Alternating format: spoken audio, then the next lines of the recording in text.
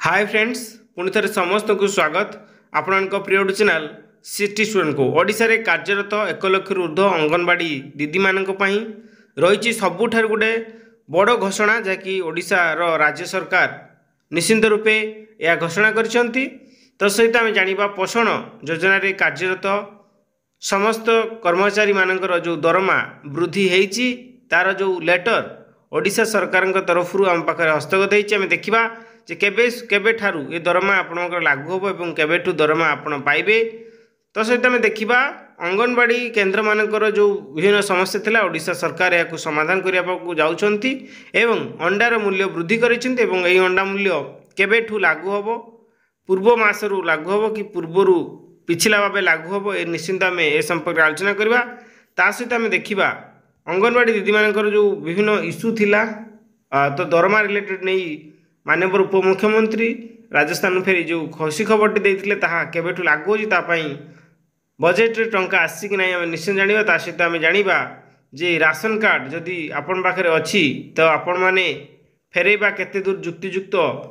नहले ओडिशा सरकार तरफ निया कार्यानुष्ठान निश्चिंत रूपे संपूर्ण खबर आलोचना करी पुणी थे समस्त कहि जब प्रथम कर आम चैनल को आसती नुआ नुआ लेटेस्ट इनफर्मेशन आज ही सब्सक्राइब करूँ आपण मान प्रिय यूट्यूब चैनल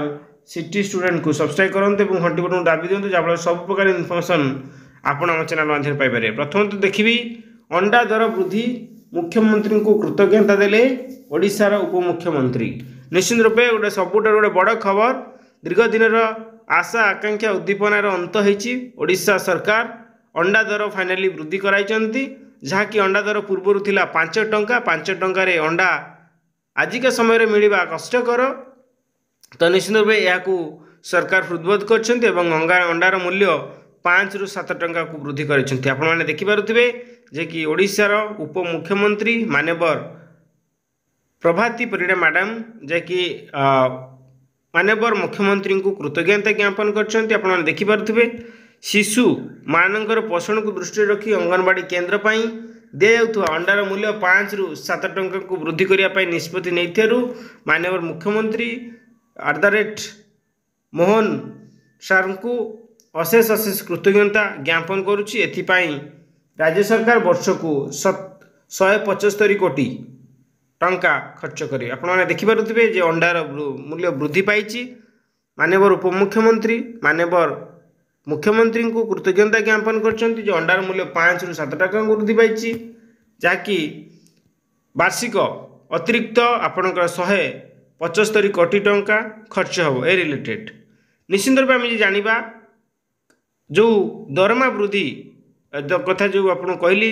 जो पोषण स्कीम आपने देखिपे लेटर आसी गवर्नमेंट ऑफ ओडिशा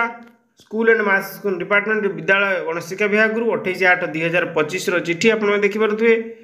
आसी एडिशनल सेक्रेटरी गवर्नमेंट आसी the state nodal officer PM प्रधानमंत्री Poshan Bhubaneswar enhancement of honorarium of cook cum helper working under PM Poshan programme आपने देखिपे जहाँकि जियोटेक आप आसाई inviting the reference subject I am directed to say that the government after careful consideration have been pleased to enhance the honorarium of cook helper working under PM Poshan programme 2000 ରୁ 3000 टंका वृद्धि कराई जेटा 1/4/2025 ରୁ लागू हम। तो आप देखिपे 1/4/2025 रू आप लागू हम से 1/4/2025 रू आपड़ी पाते तार वर्धित राशि पाइबे। तो निश्चित रूपे आम परवर्ती खबर जी देखा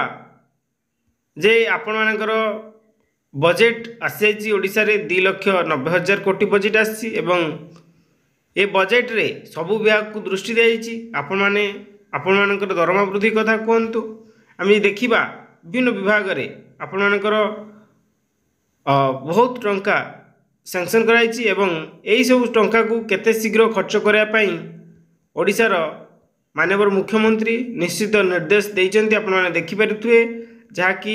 ओडिशार माननीय मुख्यमंत्री केते शीघ्र ये टंका खर्च करा जाऊ एवं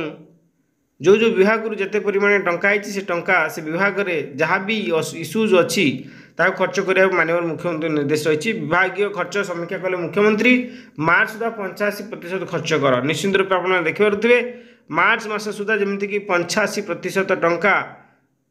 विभिन्न असुविधा सुविधा जो अच्छी बाबद खर्च करने माननीय मुख्यमंत्री निर्देश देते। आम देखा ठीक सेमती माननीय उपमुख्यमंत्री राजस्थान फेरी देते खुशी खबर बढ़ अंगनवाड़ी कर्मी पारिश्रमिक निश्चित रूपे आउ किछि दिन अपेक्षा ये अपेक्षार निश्चित अंत हम आपर जो दरमार प्रोत्साहन राशि जो आप 10,000 पाँच ता निश्चिंत 12,000 कि 15,000 छुईब बोली जहाँ सूचना रही। निश्चित रूपे सबुठार गोटे अपेक्षार विषय जे कि केबे यह ओडिशा सरकार घोषणा करेंगे। तो निश्चित रूपे अंगनवाड़ी दीदी मानकर बहुत शीघ्र पारिश्रमिक बढ़ुची। केंद्र सरकार आगे रखिंट विभिन्न प्रस्ताव कार्यरत महिला मानी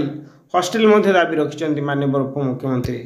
निश्चित रूपे खुशी कथा बहुत शीघ्र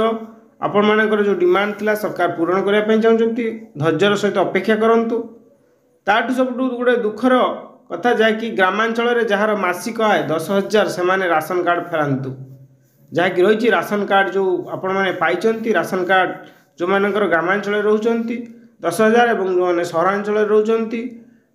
14,000 जदि मासिक इनकम थी निश्चित रूपे आप राशन कार्ड फेरतु। जदि राशन कार्ड फेराऊ ना ताहले निश्चित रूपे आपण कार्यानुष्ठान ग्रहण कार्ड न फेरले कार्यानुष्ठान धमक निश्चित रूपे ओडिशा सरकार तरफ जदि कार्ड फेराऊ ना आपण कार्यानुष्ठान सरकार तरफ नहीं तो निश्चित रूपे जो मैंने कार्यरत कर ग्रामांचल मासिक रोजगार आपर 10,000 तार निश्चित रूपे राशन कार्ड फेरतु बोली जहाँ भी आर्टिकल प्रकाश पाई। निश्चित रूपे आज खबर आपको केमी लगे निश्चित निजर मतामत रखिए। जहाँ भी इनफर्मेशन आसाला आम जनइलु अंडार मूल्य 5 ରୁ 7 टंका वृद्धि कर सरकार। आगामी दिन में अंगनवाड़ी दीदी मानक बहुत गुड़े खुशी खबर आसापी जाऊँगी। तो सहित आम देखा पोषण योजन जो कार्यरत रोषिया मानक जे तांकर जो दरमा 2,000 ରୁ 3,000 को वृद्धि कला जहाँकि 1/4/2025 लागू होगा जाऊँगी। निश्चित रूपे आज इनफर्मेशन देते वीडियो टू मोर टू शेयर करेंगे। Thanks for watching.